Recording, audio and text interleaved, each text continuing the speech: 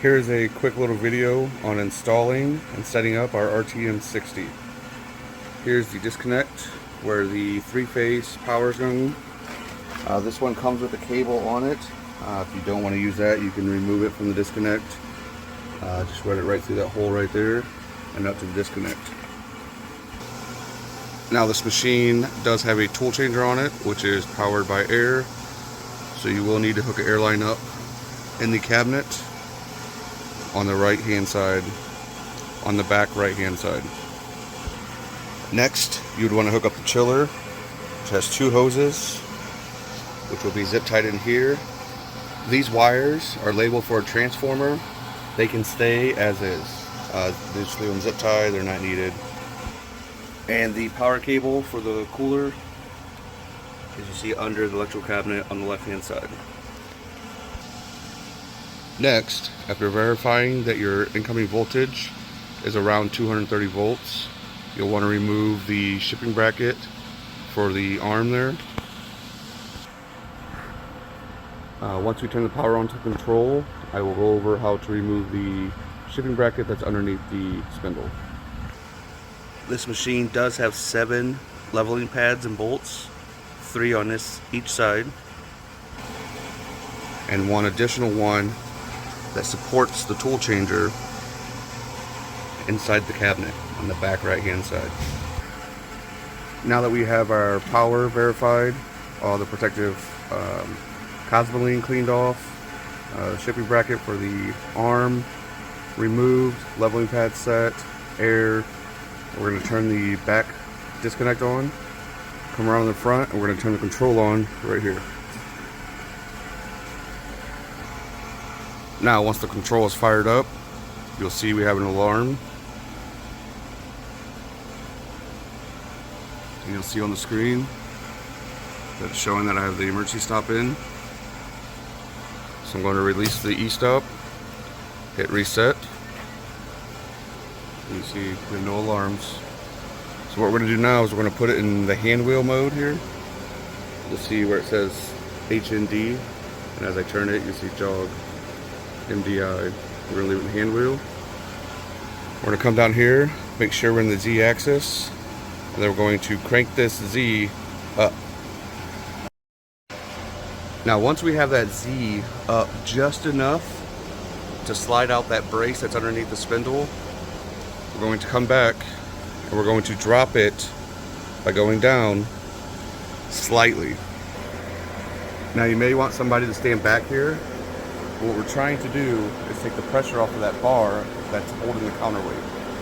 It's only for shipping purposes. We need to remove that. So you're going to lower the head enough to raise the counterweight, relieve the pressure. You're going to pull that bar out, and then you'll be good to go. At this point, you'll have full function of the machine, so you can go ahead and level it. Now that this shipping bracket's removed, you can also unpackage your light.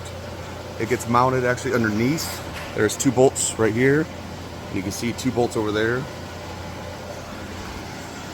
And that button is just right here. Now that your machine's ready to go and level, I'll go over just a few things with you. Your pull studs here will be strapped on the table or on the skid. To load the tooling into the tool changer, you're going to want to come over here to the mode, put it in a manual, hand wheel, jog, hold your tool up, and you're going to push that button. It's going to come down and grab it. Same with taking and removing tools out of the spindle. You're just going to call a tool number. It's going to put the tool in the spindle, and then you can take it out. I'll also just show you real quick where a couple features are. Hit program, then hit operation here. And we're going to cycle over.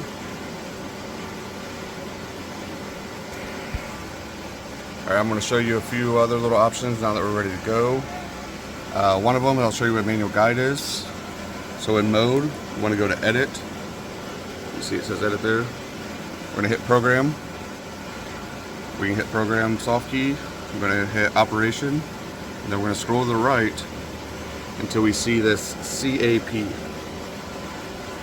Once you hit that, now you're in the manual guide. Hitting this left soft key switches in between the program.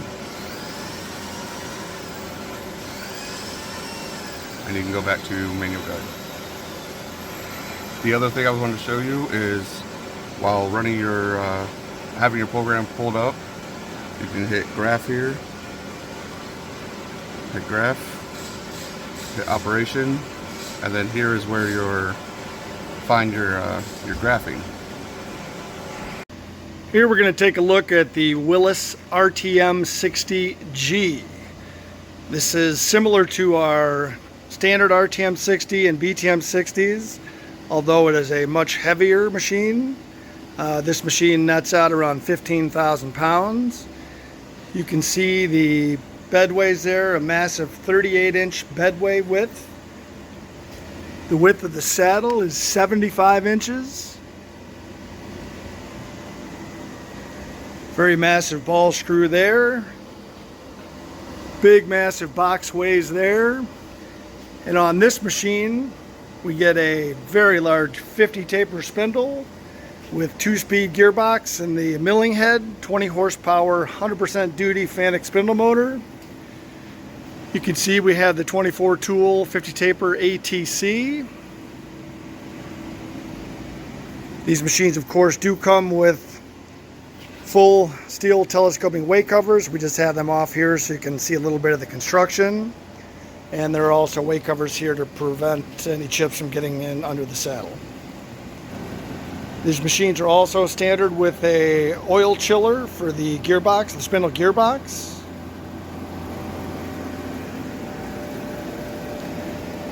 That's a pneumatic system which is used in the ATC.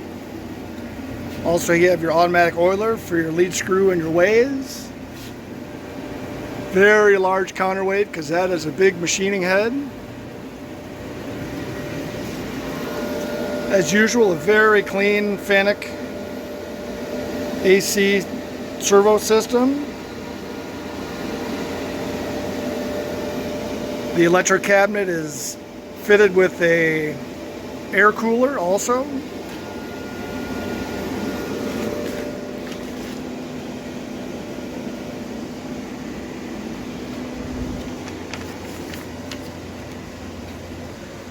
Some of the basic features of the machine: you got a 75 by 20 table, got 63 inches of longitudinal travel, 24 inches of cross travel, 25-inch vertical travel, 315 inch per minute cutting feed rate, 1,800 pound max table load capacity.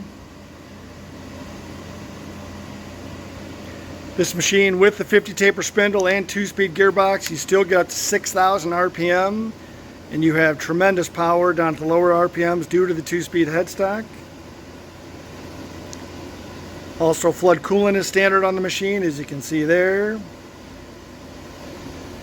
And you have your full chip guard and your rear splash guards to help contain the coolant and the chips, and also the table guard here.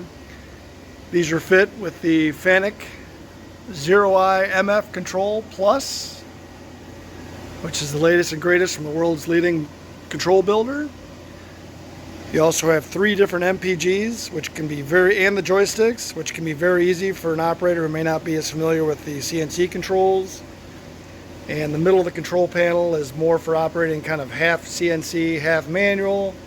And then the Fanuc up top there, that's for full CNC, and this does include Fanuc's very popular manual guide eye software that you can program. That's their conversational type, or you can certainly program in G-code also.